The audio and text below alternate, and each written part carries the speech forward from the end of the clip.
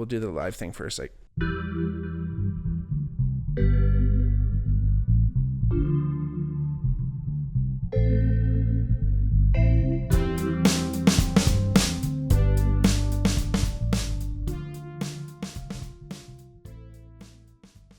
hey everybody, welcome back to the Bigmark podcast. It's me, your host, Bigmark. If it's your first time watching, welcome. If not, welcome back.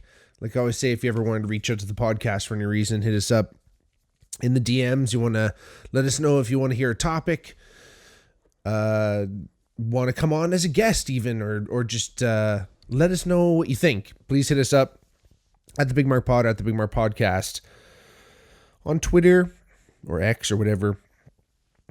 And Instagram. This is the best way you can possibly support the podcast, by being here and watching and listening along.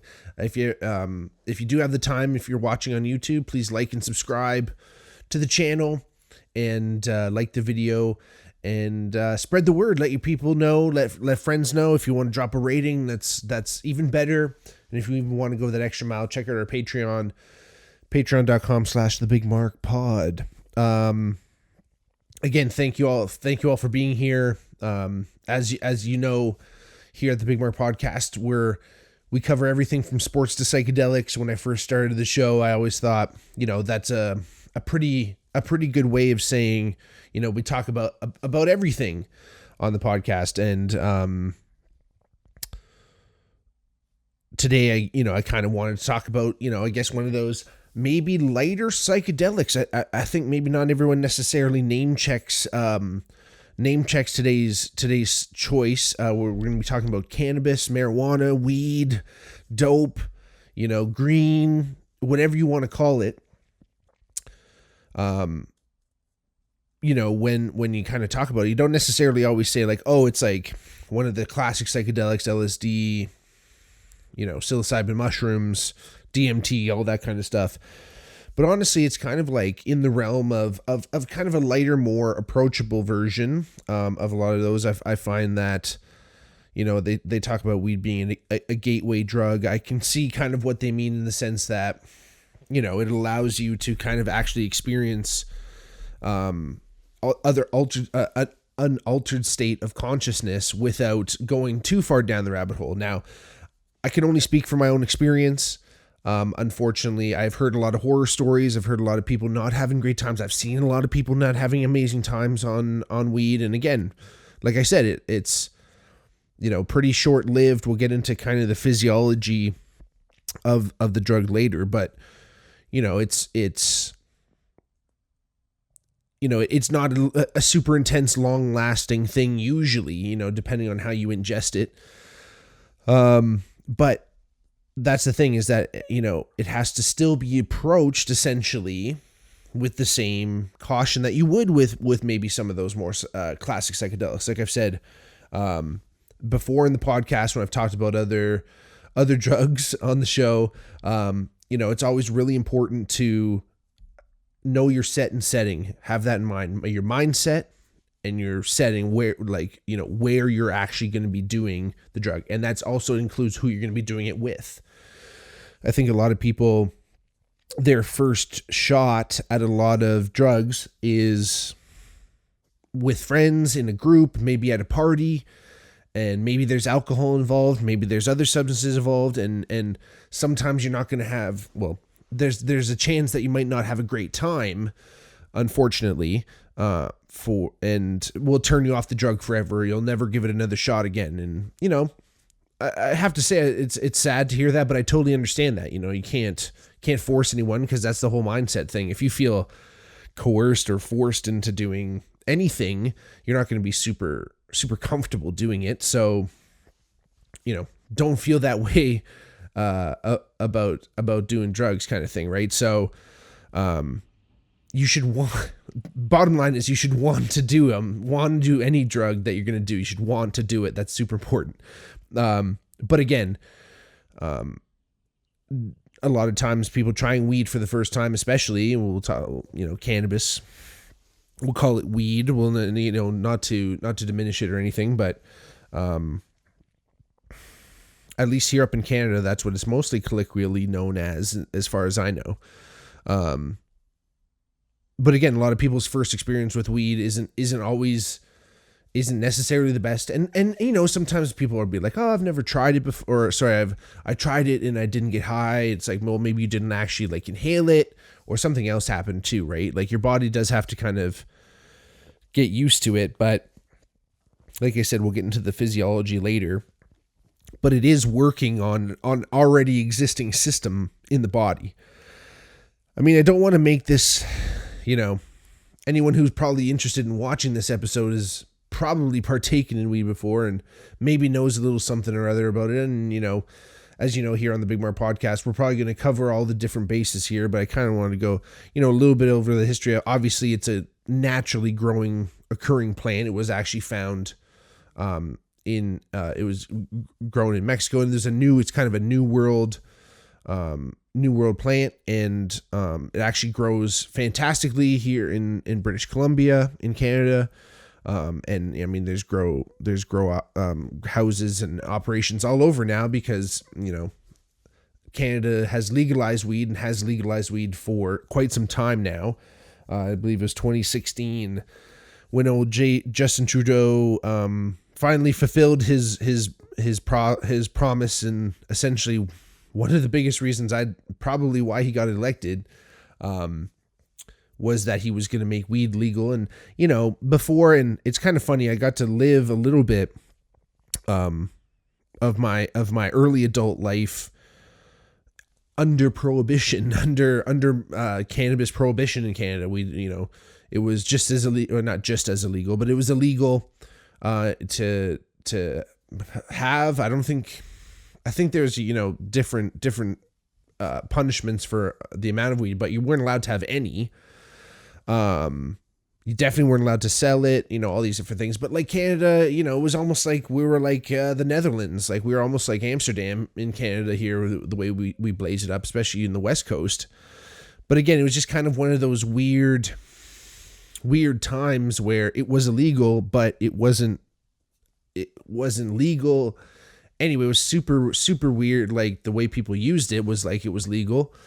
I guess as long as you weren't like smoking a joint in a cop's face, you were really going to get away with it. I mean, I got buddies that have stories, and I've seen people get busted at concerts, but mad concerts I've been to, people blazed it up. No one said shit at like basically indoor concerts, like at arenas and shit. So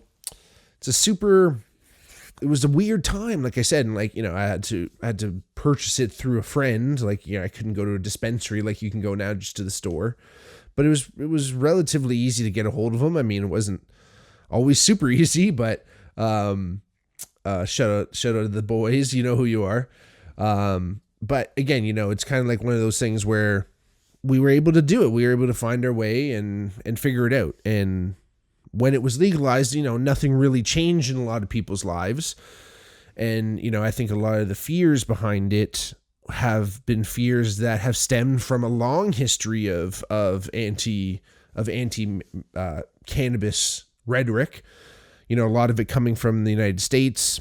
William Randolph Hearst in particular, it comes to mind. He was a newspaper magnate. And he printed all of his paper on pulp paper, or printed all of his newspapers on pulp paper, had all of his factories figured out. I think he was like the number one newspaper manufacturer. I don't know if he had his own newspaper, but I think he also produced, just like newspapers for other companies. I'm not sure about that. Don't quote me on that one, but all of his factories were set up to deal with pulp paper. Now, Thomas Jefferson, I'm pretty sure it was TJ, had his own weed. Benjamin Franklin grew hemp, right? Like hemp was a commodity essentially in the older world too, because of its durability, and you could basically do anything with it. And again, this is hemp we're talking about. This is not cannabis. They're very closely related, but you can't smoke the hemp flower. It doesn't get you baked. But hemp itself can be broke down. It can make paper, it can make fabric, it can, do all these types of shit. You can get like some CBD, I think, from them now. I think they figured out you can get some, but anyway, it's a great plant. It grows fucking crazy fast. Like you can grow it from like seed to maturity in like half the, well, I mean, if we're talking about pulp, that's fucking trees that we're cutting down and smashing. So like a tree takes years, tens of decades to grow.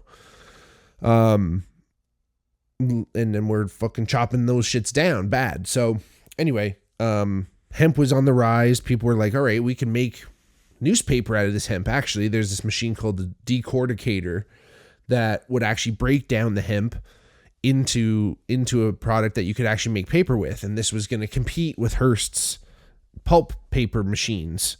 And he didn't want to have anything to do with that. So he used his power in his own newspaper to print this entire smear campaign against cannabis. They called it marijuana, which is actually a Mexican weed that grows. Is not even actually what cannabis is. But they called it marijuana, and everyone's called it that since. It is cannabis sativa or cannabis indica. And yeah, it's just been smeared ever since. And then it got all caught up in, and then to denounce hemp, weed kind of got mixed up in there, and they started tying it with minority populations and jazz musicians, and they just reefer madness was happening. So this is all in the 50s and 60s, and you know, again, a time where, you know, coming out of World War II, and people are not really knowing what the hell is going on, questioning a lot of things. Probably the government was desperate to kind of keep their fingers in the mix and make sure that, you know, people were listening to what they were doing, because they had plans. They had, you know, they were trying to come out of war. They're trying to get the country back on business, and everyone's smoking weed, and, you know, no one's going to want to do anything. And again, this is one of those things, right, where it's like, who knows what kind of good intentions they have, because that's a question that always comes up with any type of ban on these extremely yes, inhaling any type of smoked anything, the straight smoke of anything is probably not amazing for your lungs, but the drug itself is completely harmless. You have to smoke your body weight of weed before you're going to die of THC poisoning. Like you have to ingest so much THC before the molecule of THC that comes from the weed itself actually kills you. Tetrahydrocannabinol is the like, I guess we'll get into the kind of the more of the physiology here. Tetrahydrocannabinol is THC. That is the majority chemical, the most prevalent molecule, I guess, that exists in cannabis sativa or cannabis indica. I mean, you know, you may have heard those terms before. Really, these days, pretty hard to distinguish between cannabis sativa and cannabis indica, just because there's been so much crossbreeding and things like that. I mean, it's almost one of those things where just in the early days of prohibition and when things were so illegal, there wasn't a lot of regulation on, like, you know, making sure that we're not crossbreeding all these different strains out of existence. And you know, people kept the root balls from things, or they would keep different parts of the plant so they could try to clone it and redo it. And again, there's just at these days, there's so many crossbreeds and there's so many hybrids that essentially you're going to be getting more things like indica dominant or indica or sativa dominant strains, which generally speaking, sativa is going to make you more euphoric and uplifted, and indica is going to be more of that couch lock, sitting out, chilling out. I think it's different for a lot of people. I think it's totally based on your own constitution. You might never know, and that's why you have to experiment very, very gently and very delicately if you do want to find out. I'm not saying do it. You know, if you do want to find out, I think you should go, you know, ease into those waters delicately and don't have a preconceived notion of how the thing's going to make you feel. Because like most things, whether it's food, whether it's tasting wine and beer, you know, a lot of your cues, the way your brain is set up to feel and think before you do it, really affects the outcome of your experience.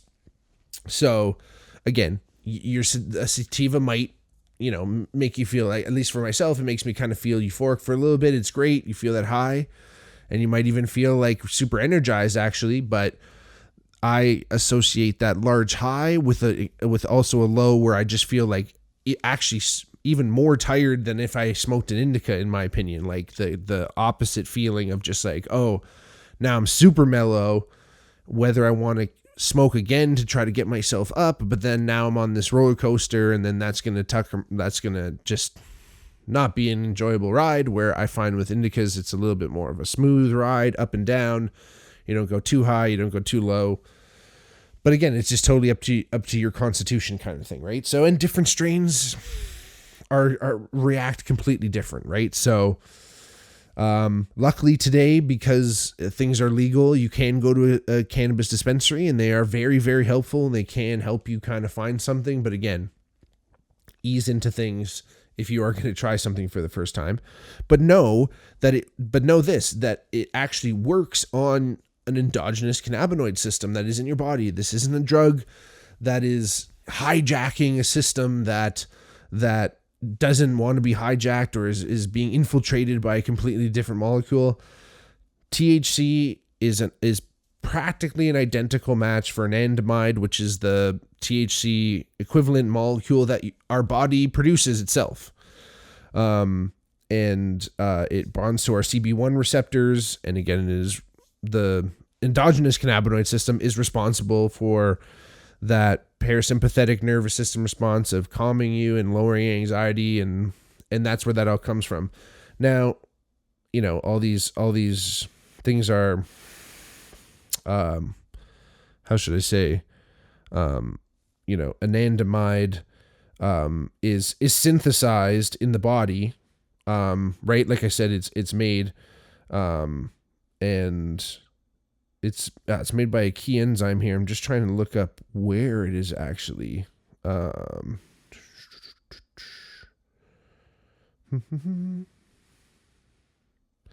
Actually, I'm just looking here. One of the best ways. Here, where is anandamide synthesized? Oh, in the brain. Haha. So it's actually made in the brain. Where exactly? We don't know. So I guess in those, like in the synapses and all those different things.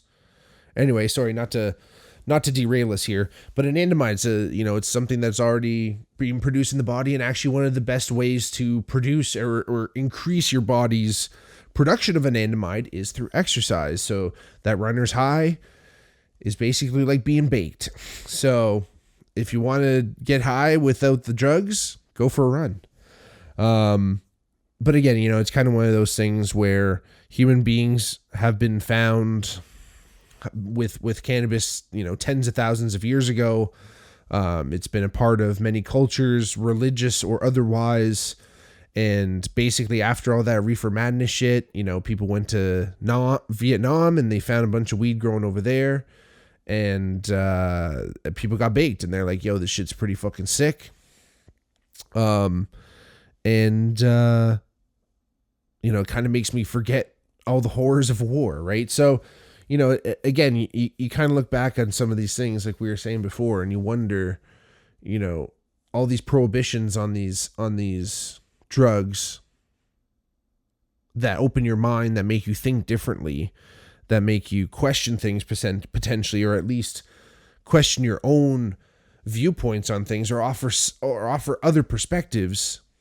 These are all the drugs that are illegal. I'm not sure why. Is it a coincidence? I mean, yeah, there's a lot of other drugs too that make you potentially harmful or dangerous to yourself or others, but those are relatively few and far between. And most of the drugs that are actually super detrimental to health are pharmaceutical drugs that are completely legal, and in fact pushed out there onto people.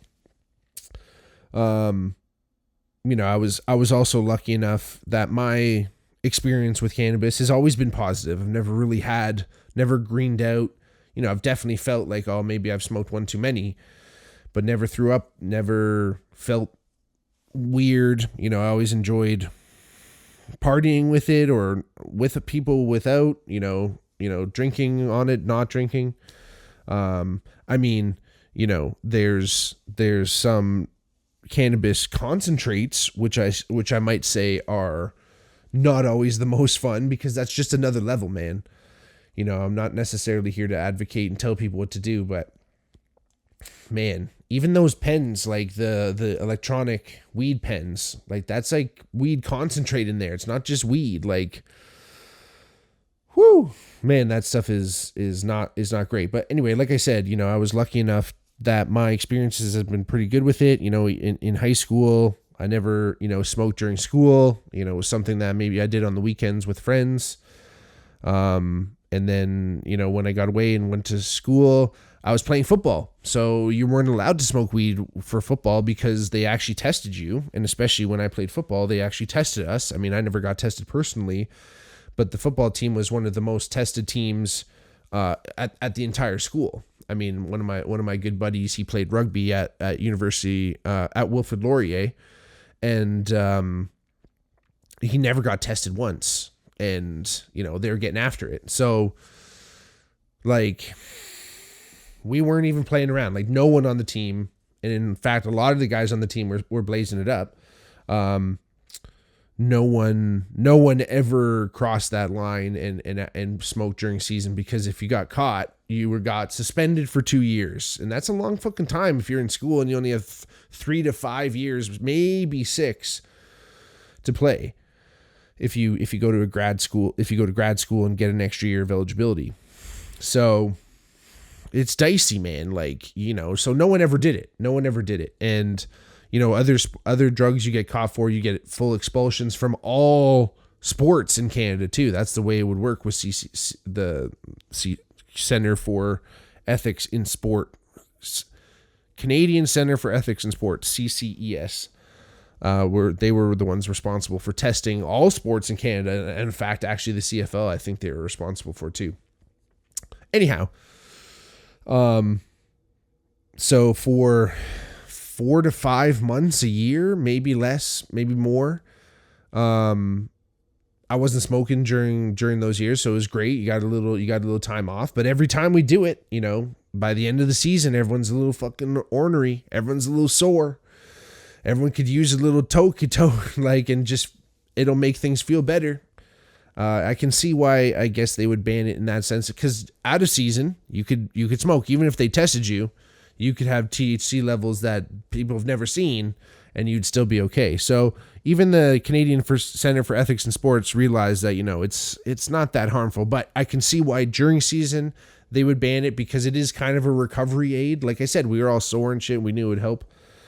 Because that's another thing that your endogenous cannabinoid system does. It helps with pain regulation.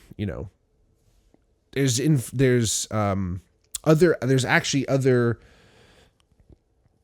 molecules in cannabis, like cannabidiol, like CBD. Sorry, what does CBD actually stand for? CBD. It does stand for cannabidiol. Okay, I was right. Sorry. Is like kind of the more, it's not psychoactive as much as THC is, which gives you that kind of euphoria. Cannabidiol is actually the one that's kind of reduces inflammation and helps with pain in that way. So the THC kind of helps you like ignore the pain in your mind, in your brain, and then the CBD actually helps your body actually deal with the pain and reduce inflammation and actually potentially have some type of healing as well. And there's been plenty, and there are plenty of strains out there that are very high in very high in CBD.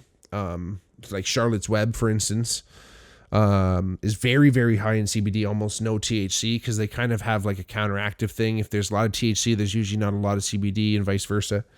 And Charlotte's Web was actually developed for this little girl named Charlotte who was having uncontrollable seizures, and her father and I don't know if he himself was a cannabis geneticist, almost called it marijuana too, but cannabis geneticist, or just got involved with some people that knew what they were doing. He actually developed this strain for his daughter, was able to give it to her like in a tincture form. She didn't even blaze it or vape it. He like would like make it like a little hash oil and drop it under her tongue. And she like went from like having countless, not like countless, but 10, many seizures a day down to having little to none.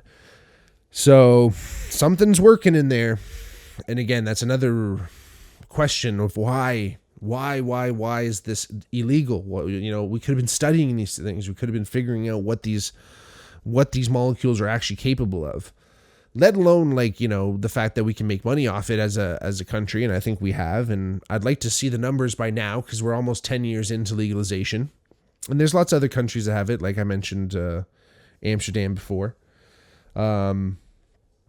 which was a fun trip. Actually, I went there with my parents and was able to partake in the local fairs, so to speak, and super fun. I mean, it wasn't like anything I'd never blazed on before, because even by that time, I think when we were there, it still was illegal in Canada. But there was great stuff, and I had friends that had access to very good stuff. So. But it's still fun, being an entire new country and trying it out. I remember sitting on a roof for our Airbnb and just kind of checking in the night sky. I mean, it's in the same hemisphere as us, so I don't think it was any new stars, but tremendous experience. I mean, that's the thing. A lot of times, you can say what you will about weed, but like, it does add a little bit of shine to things, right? Like it does enhance the experience, makes food taste better. Makes other things more enjoyable. Music is amazing, and I remember one of the first times I got high, I listened to Dark Side of the Moon front to back, and I was completely transported. I don't think anyone can argue that weed and Pink Floyd go together like peanut butter and jelly. So that was an amazing experience. And again, all these different things, even being a kid and being at concerts and smelling people smoking hash and shit around, like obviously, you didn't even know what you were smelling, but it was just like that smell of a concert basically. And yeah, it's an interesting thing. Like even, like I mentioned before, in those times, and I did a sober October years ago where I completely, and it was during COVID, the first year of COVID, probably the worst time to quit amphetamines or whatever, like Bridges says on Airplane, like who's that, Jack Bridges? No, I don't know, I should know. Jeff Bridges, that's Jeff Bridges' dad, FYI, if you guys know who I'm talking about, the guy from Airplane. Anyway, it was not a great time to go sober. Let's just put it that way. And no drinking, no nothing. I think I drank coffee, but that's it. And that was difficult, honestly. Like I said, like by the end of it, I was just like, I'm like kind of like everything else sucks. I mean, there's enough stress in the world, and I just knew it. All I'd have to do is smoke a little weed and everything, feels better. So I don't know what that says about me, but again, it's one of these things where I have a different, I feel like I have a different experience. Maybe I just have a different temperament, different constitution, because I've seen a lot of people not handle weed very well. So I don't know. There's, it's not always wine and roses, I guess. I don't want to say I'm dependent on it, but like, I feel less, like I said, I feel less than if I'm not on it. So like, it'd be nice to not be, worried about trying to get, but it's so easy to acquire now in Canada, at least, I don't know. Yeah, it's probably not always the best thing to be ingesting something all the time, but our brain was meant to be modulated. Our brain is modulated by chemicals. That's how it works. And if those chemicals have to be exogenous or endogenous, who's to say, right? So I think, a lot of those downsides, I think, come from, smoking's probably not really good for the old lung compartments, but I don't have trouble breathing. I don't have troubles like that. But again, monitor your shit. And I'm like, it's not like I'm smoking weed all day, every day either, right? So I know that there's a lot of people who have gone deep down in that darkness, and it is not for everybody, and it is not necessarily, a fix-all drug, although it is great. It has its amazing merits. But I've seen some people go down a dark hole, and it's not because of the weed, right? Like, there's a lot of other stuff happening in their lives, and they just happen to turn to weed because it's easy to get, and it does help. It does turn the volume down a little bit, but you just got to be careful with it. It's not, it is sacred. It is, like I said, it's somehow given to us, whether it was a fucking alien dropped a seed or, it just grew in the dirt, and whatever reason we learned to smoke it, and it has this effect. And yeah, you can get gummies and stuff, and people are like, oh, great, gummies. Yeah, it'll be a lot easier. I don't have to smoke. Oh, da, da, da. It becomes a whole other chemical in your body. That has just another, it's like almost like, so when you drink and do cocaine, your body actually mixes the cocaine and alcohol in your bloodstream, and it becomes a third molecule called cocoa alcohol, and you actually get, which has about half the amount of effect of cocaine. So if you're doing coke and drinking, it's like doing 1.5x coke. So it's actually like doing more. So this is how people OD. This is how people get in trouble, right? So this is the same thing with eating marijuana. It actually becomes another molecule inside you that acts differently than weed. It is kind of the same, but it is far more powerful. It still works on the still works on that, endogenous cannabinoid system, but it is way more powerful. So be careful with that shit. It is a good thing that they have them in 10 milligram, increments usually. Now, don't get me wrong. I've was around in the Wild West, like I said, before weed was completely legalized. And, I was living in Hamilton at the time when in Hess Village, there was like 4 different stores within a block, fucking crazy. So like you could walk into these stores and, they had cookies, they had gummies that for sure they made in the back. And like, they'd be like 500 milligrams for the whole pouch, and I could eat it. I could eat the whole thing. So like, maybe I have a different constitution, and maybe it wasn't 500 milligrams of actual THC, and they just did some weird calculations. But again, I'm coming from a place where I know I can handle it a lot different than a lot of people. So please, if you take anything from today's episode, as much as it's fun to do, it is still a light psychedelic. So set and setting is super important. And of course, it's still like illegal to drive with and all that stuff in Canada. So be careful out there, wherever you're listening to. If you are able to get your hands on some weed, get together with some friends. If not, chill in your bedroom, listen to some cool tunes. Don't be worried about what society might think of you, because it's okay, because that's what I'm saying. A lot of these pressures come from these old stories made up by this fucking William Randall Hirsch guy. Straight the fuck up. At the end of the day, completely confounded and unfounded claims. And, just know that today's weed is a lot more powerful than it ever has been. So go into it easy. And if it's not for you, it's not for you. So be careful. That's all I can say. So thank y'all for listening. Was meaning to do this podcast episode for a long time. I just wanted to give it the it's just desserts. And on the tail end of 420, all in all. So happy holidays, everyone. Thanks y'all for listening. We'll see you at the next one.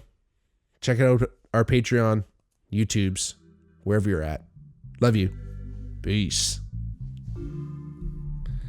Hey. Smoke weed every day.